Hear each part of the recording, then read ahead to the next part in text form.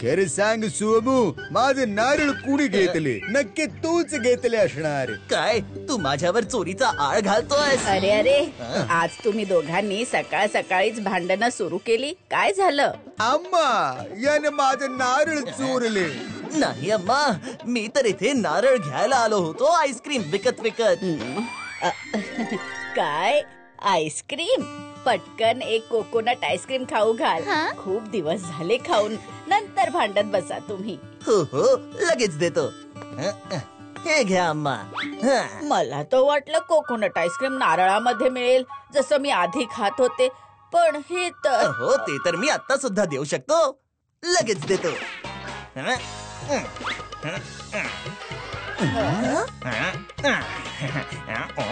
हे घ्या अम्मा. हा नारळ कुठून आला रे सोमू? अम्मा, माझं नारळ. तुझ्या ढोलाची पोल खोल झाली सोमू. पण अम्मा, इथं कुठलंच डोल नाहीये. पण माझ्या स्टोरी मध्ये आहे. स्टोरी मध्ये? मग तर तुम्हाला स्टोरी ऐकावीच लागेल अम्मा. आणि या सोमू सोबत तर मी स्टोरी नंतरच सगळा हिशोब करीने. हो हो, नक्की ऐकवते. It's story time with Sudha Amma.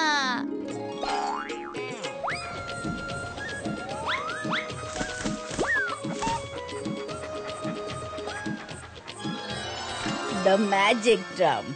किसान आणि उमा खूप म्हातारे होते. त्यांनी वर्षानुवर्ष दिवस रात्र मेहनत करून काही पैसे जमा केले, ज्यांनी ते त्यांचं तीर्थयात्रेला जायचं अनेक वर्षांचं स्वप्न पूर्ण करू शकतील. अखेर दिवस रात्र कष्ट करून नाणी जमा झालीच, घाम गाळून.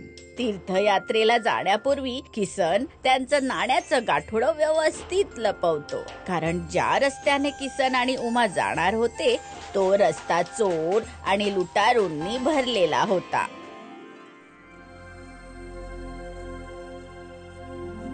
मी आता दमलोय. आता तू सांभाळे नाण्यांचं गाठोड.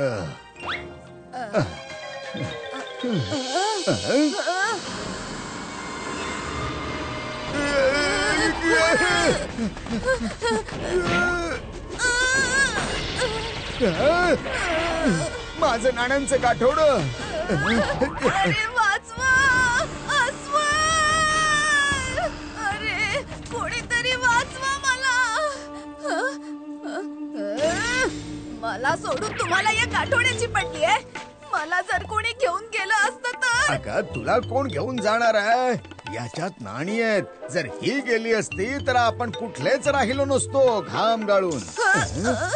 बहुतेक इथे चोरांपेक्षा जास्त जनावरच आहेत. मी तर म्हणते की आपण रात्री इथेच कुठेतरी थांबूया. अंधारात चोर आणि जनावरांच्या भीतीने किसन आणि उमाने रात्र कुठल्या तरी जवळच्याच हॉटेलात घालवण्याचं ठरवलं. दादा, ऐका, एखादी स्वस्तशी चांगली खोली मिळेल का आम्हाला? हो, मिळेल ना. तुमचा गाठोडा इथं ठेवून द्या आणि चला माझ्या सोबत. गाठोड? नाही दादा, हे गाठोड तर आमच्या सोबतच जाईल. ठीक आहे, चला मग. ही आहे तुमची खोली.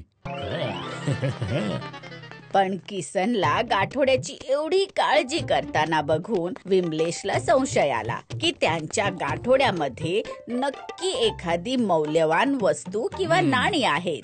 हे झोपल्यावरती चोरून आण. एवढे म्हातारे आहेत की त्यांना समजणारच नाही. इकडे किसन गाठोड्याला डोक्याखाली उशीसारखं ठेवून झोपी गेला. आणि मग त्याच रात्री विमलेश आणि त्याच्या पत्नीने ते गाठोडं चोरलं.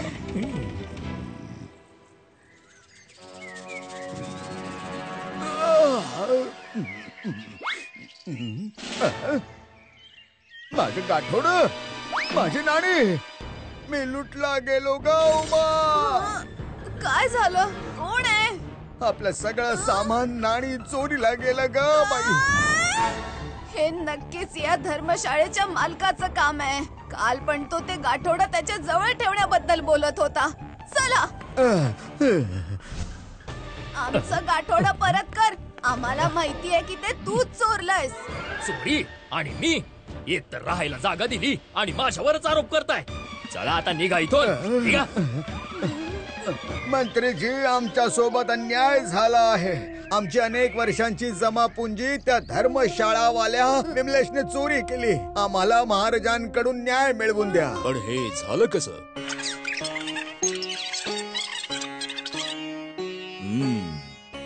तर विमलेश म्हणतोय की त्याने चोरी नाही केली. तुम्ही म्हणताय की चोरी त्यानेच केली आहे, पण तुमच्याकडे याचं काही प्रमाण नाहीये. हा, माझ्याकडे याचा उपाय आहे. न्याय नक्की मिळेल. मग पटकन उपाय सांगा ना. आधी तुम्हा दोघांना माझं एक कार्य करावं लागेल. मी काही करून ते करेन, फक्त कार्य सांगा. ठीक आहे. माझ्याकडे एक ढोल आहे. त्याला माझ्या घरातून उचलून राजमहालापर्यंत आणायचंय.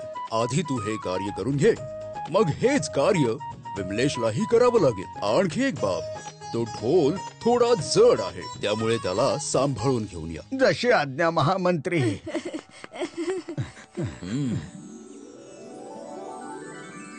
किसन आणि उमा सकाळ सकाळी मंत्र्याच्या घरून ढोल घेऊन राजमहालात निघाले.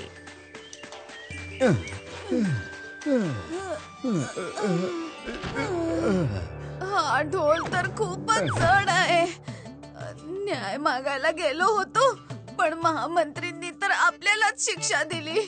बहुतेक परमेश्वराची इच्छा नाहीये की आपण तीर्थयात्रा करावी. नाणी तर गेली, आता घरी जाऊया, नाही तर प्राणही जातील. बरोबर बोललीस, पण महामंत्रींचं कार्य तर करावंच लागेल ना, घाम गाळून. दोघेही ढोल घेऊन राजमहालात पोहोचले.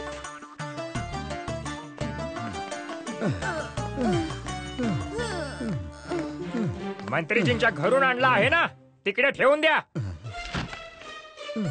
त्यानंतर सारंगाने हेच कार्य विमलेशला दिलं. विमलेश त्याच्या पत्नी सोबत ढोल मंत्र्याच्या घरी घेऊन जायला निघाला. चला विमलेशजी, लवकर पुढे चला.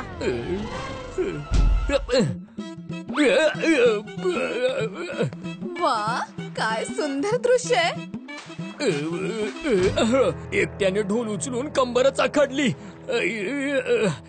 थोडी मदत तरी कर ना. अच्छा, चोरी केली तुम्ही आणि ढोल मी उचलू? अगं पण चोरी तर तूच मला करायला सांगितली होतीस ना. नाही.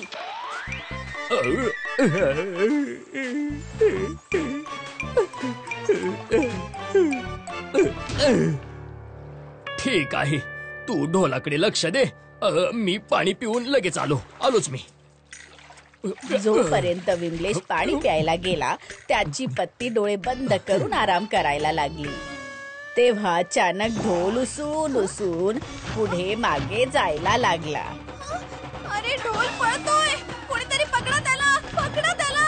ढोलाला पकडा, तो पळून चाललाय. ढोल पळून चाललाय. ढोल उचलला तर नाही, पण पकडू तर शकत होतीस ना. एक कामही तुझ्यानं होत नाही. अच्छा, चोरी करताना हे लक्षात नाही आलं.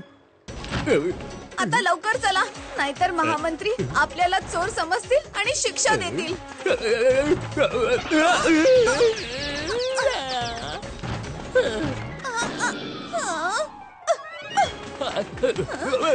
अरे थांबा.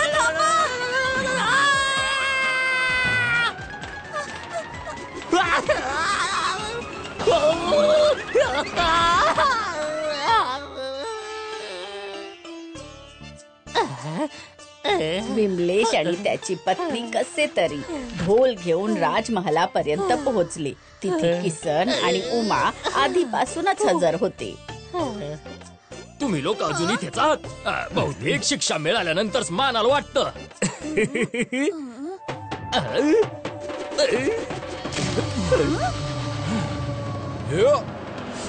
महामंत्रीजी तुम्ही? हो, मी पाहिलीत माझ्या जादुई ढोलची कमाल. या ढोलने तुमची पोल खोल केलीच. कसलं गुपित. तीच जिच्यासाठी तुम्ही दोघं आता भांडत होता आणि मी ढोलच्या आत बसून सगळं ऐकत होतो. आता प्रामाणिकपणे किसनची चोरलेली नाणी परत कर, नाहीतर कारागृहात जायची तयारी कर. धन्यवाद महामंत्रीजी. आणि अशा प्रकारे विमलेशला किसनचे पैसे परत करावे लागले आणि किसन आणि उमा आनंदाने त्यांच्या तीर्थयात्रेला निघून गेले. अच्छा, म्हणजे ढोलाच्या पोल खोलीचा अर्थ सोमूची चोरी पकडली त्याच्याबद्दल होता काय? बरोबर बोललास. आणि सोमू, तू एवढं डोकं हे सगळ्या करण्याच्या जागी एखाद्या चांगल्या कामात लावत जा. हा, सारंगाप्रमाणे. सॉरी अम्मा.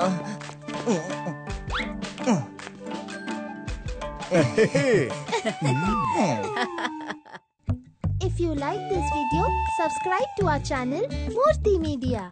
कुठल्याही गप्पात येते मी अलगद हवं ते चाखते गट्टम करते साधा सा